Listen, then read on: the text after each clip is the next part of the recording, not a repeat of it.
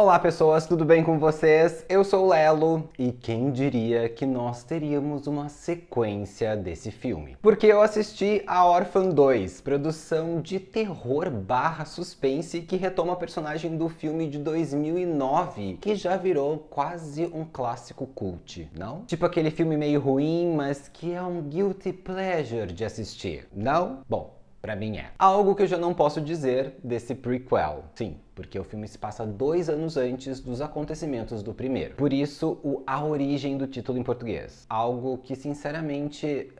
Não, melhor nem falar. Só sei, meus amigos, que existem passados que a gente não deveria mexer. Deveriam ficar na nossa imaginação, né? Pra que revirar coisa do passado? Deixa quieto, deixa quieto. Bom, como é de praxe neste canal, falarei um pouquinho sobre este produto, quer dizer, filme aqui, lembrando que eu darei a minha opinião e que ela é sem frescura e sem spoilers, ok? E sobre a sinopse, nem tem muito o que dizer, né? O título já diz basicamente tudo. Nós acompanhamos uma pseudo-origem da personagem Esther. Porém, a novidade aqui é que nós temos um plot twist ali no meio do filme que o roteirista deve ter achado a coisa mais criativa desse universo. E só ele deve ter achado isso. Buenas, como eu já comecei a dar minha opinião, vamos a ela efetivamente. A Orphan 2 é aquele típico filme onde está tudo errado. Desde a velocidade da narrativa, passando pelos furos gritantes do roteiro, até a escolha do elenco. E eu vou te dizer que a história até daria bom, se não fosse por todos os tropeços que a produção dá. Começando pelo fato de a narrativa ser muito acelerada. Muito. Do tipo, as situações vão atropelando umas às outras, não dando tempo para nós, espectadores, processarmos, assentarmos no nosso cérebro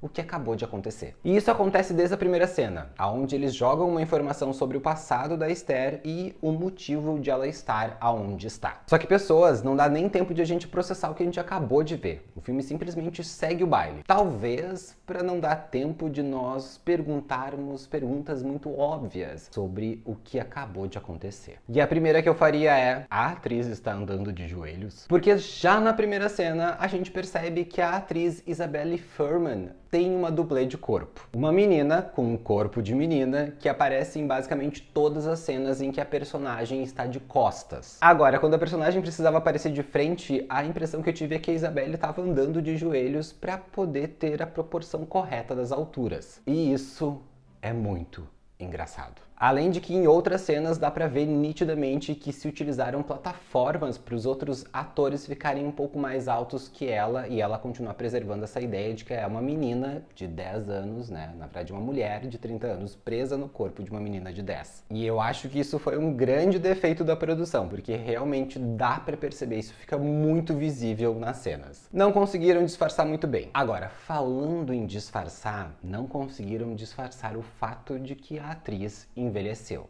Algo que é normal. Só que aqui atrapalha. Se tem algo que faz o primeiro filme ser minimamente aceitável, é o fato de que ela era uma criança na época que foi gravada a produção. Uma criança com uma capacidade incrível de entregar uma personagem minimamente complexa e bizarra. Nesse filme, tentaram rejuvenescer a atriz sem muito sucesso. E olha que ela é super jovem. O problema é que aqui esse componente é muito importante, porque a história se passa 2 anos antes da história do filme de 2019. Ou seja, ela era mais novinha, ela tinha uma cara um pouquinho mais novinha. E ela até que se esforça em tentar trazer aquela complexidade do primeiro filme, mas o roteiro não a ajuda muito. É basicamente a mesma história, só que dessa vez tentando mostrar como a personagem adquiriu seus talentos, os seus métodos de manipulação. Ou seja, o roteiro abre espaço para que a Esther cometa alguns erros e seja em alguns momentos um pouco desleixada. E se isso era para ser uma coisa legal, você ver o nascimento de uma psicopata, o tiro saiu pela culatra. Rimou, péssimo. Muito porque o filme já nos apresenta uma personagem pronta, por isso que eu não entendi muito bem essa questão da origem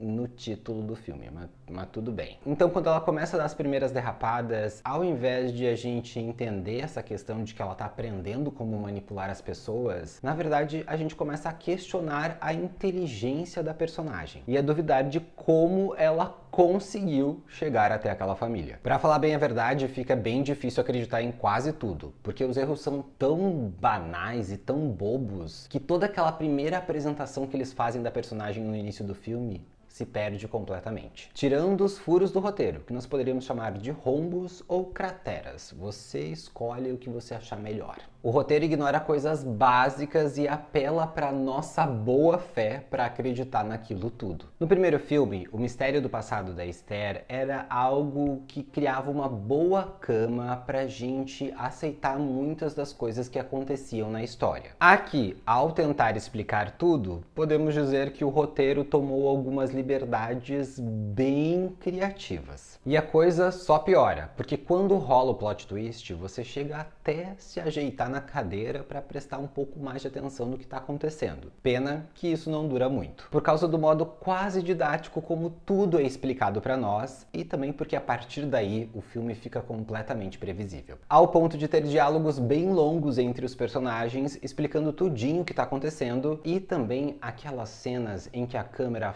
foca no objeto que vai ser utilizado na próxima cena. E aqui eu gostaria de fazer um adendo, na verdade, dar uma passada de pano, porque uma das personagens que mais explica as coisas é a personagem da Julia Stiles, e eu vou te falar que ela se esforça. Eu sinceramente acho que essa atriz merecia um pouco mais de reconhecimento em Hollywood. Ela tem bons momentos em cena, apesar de a personagem dela ser quase uma professora. Sabe aquela professora de história que fica te explicando tudo o que aconteceu?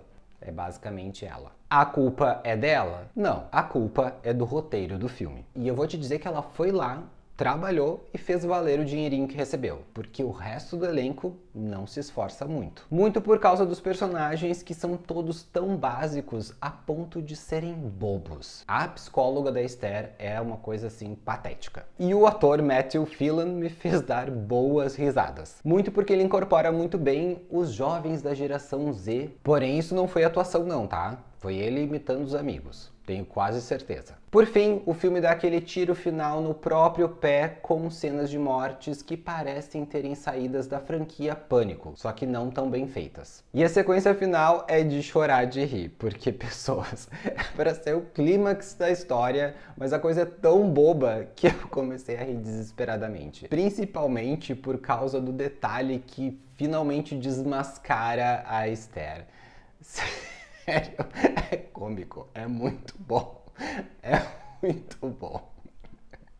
Sem contar que quando a produção terminou, eu fiquei com a impressão de que a Esther era a She-Hulk, por causa da sua força desproporcional. Mesmo sendo uma mulher de 30 anos, no corpo de uma criança de 10. Não dá pra entender como ela tinha tanta força assim. Por todos esses motivos, não tem como. A Órfã 2, A Origem, vai levar apenas um alienzinho. E ele será dividido entre as duas atrizes principais. Porque quem diria que eu iria dizer isso? Mas A Órfã 2 estraga todo o legado de A Órfã. Bizarro, mas é verdade. O primeiro filme até que é bonzinho, vamos combinar. Tinha uma ideia até que original, uma Vera Farmiga maravilhosa e uma aspirante atriz mirim muito competente. Aqui, nada funciona direito. Tudo é atropelado demais, engraçado demais para um filme de terror e difícil demais de acreditar. Bom, mas como eu sempre digo, essa é a minha opinião. E você, já assistiu a Órfã 2? Curtiu? Não curtiu?